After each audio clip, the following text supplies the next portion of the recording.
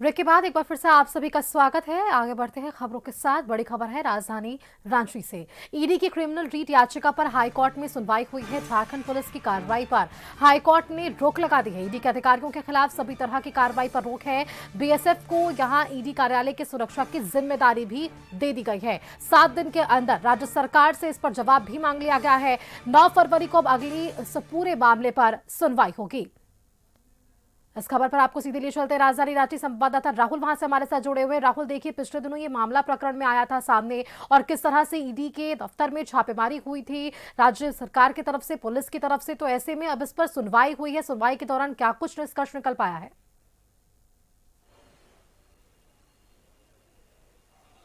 देखिए, जिस तरीके से कल ईडी के दफ्तर रांची पुलिस पहुंची थी, सिटी डीएसपी के नेतृत्व में टीम ने जांच की, और जिस तरीके से जांच को लेकर एक स्थिति राज्य में पैदा हुई कि ईडी और राज्य की पुलिस आमने सामने दिखाई दी। हालांकि ईडी ने इस पूरे विषय को हाईकोर्ट में रीट याचिका दायर कर इस पूरे मामले की जांच सीबीआई से कराने की मांग की, और जो 2 प्राथमिकी दर्ज की गई है पुलिस की ओर से, उसे निरस्त करने की आग्रह कोर्ट से की गई। हालांकि आज इस याचिका पर जस्टिस संजय कुमार द्विवेदी के कोर्ट में सुनवाई के दौरान कोर्ट ने मौखिक टिप्पणी करते हुए कहा कि जो ईडी है, ईडी के कार्यालय की सुरक्षा की जिम्मेदारी सीआईएसएफ या बीएसएफ या इसके अलावा जो अर्धसैनिक बल हैं उनके अधीन की जाए। उसके साथ ही साथ राज्य सरकार को इस पूरे मामले पर 7 दिनों के अंदर जवाब दाखिल करने का निर्देश दिया। वहीं जो प्रतिवादी हैं संतोष कुमार, उनको 10 दिनों के अंदर जवाब दाखिल करने का निर्देश मिला है।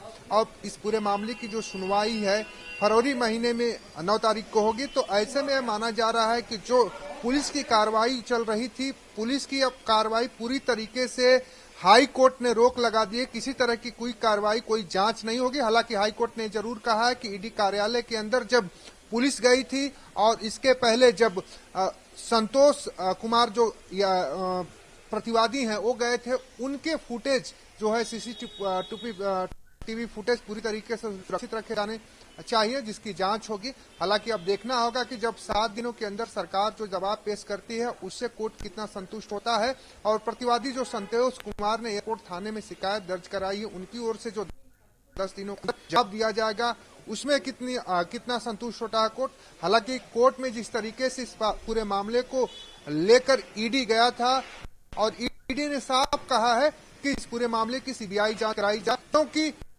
बीते दिनों आप देखी होंगी कि ईडी की जो छापेमारी चल रही उस दौरान जो बंगाल की सीएम है ममता बनर्जी पहुंची थी, कई फाइलें लेकर वहां से गई थी। इसके बाद हाई कोर्ट में ईडी गई, हाई कोर्ट में हंगामा की वजह से सुनवाई नहीं हुई, और बीते दिन सुप्रीम कोर्ट में इस मामले की जब सुनवाई हुई तो सुप्रीम कोर्ट ने भी पुलिस के कार्रवाई पर पूरी तरीके से रोक लगा दी। हालांकि ठीक वैसा ही मामला झारखंड में भी देखने को मिला है, और हाई कोर्ट ने इस पूरे मामले पर रोक लगाते हुए अगली सुनवाई तक दोनों पक्षों को जवाब दाखिल करने का निर्देश दिया है। हालांकि अब देखना होगा कि प्रतिवादी संतोष कुमार और जो सरकार है उसकी ओर से कोर्ट में जवाब क्या होता है, और 9 तारीख को जो सुनवाई होगी उसमें क्या कुछ निकलकर सामने आता है। बिल्कुल राहुल, बहुत शुक्रिया राहुल आपका हमारे साथ जुड़ने के लिए। आपने वो तमाम जानकारियां हमारे दर्शकों तक साझा की है। आज सुनवाई के दौरान क्या कुछ निष्कर्ष निकला है, आगे बढ़ते हैं।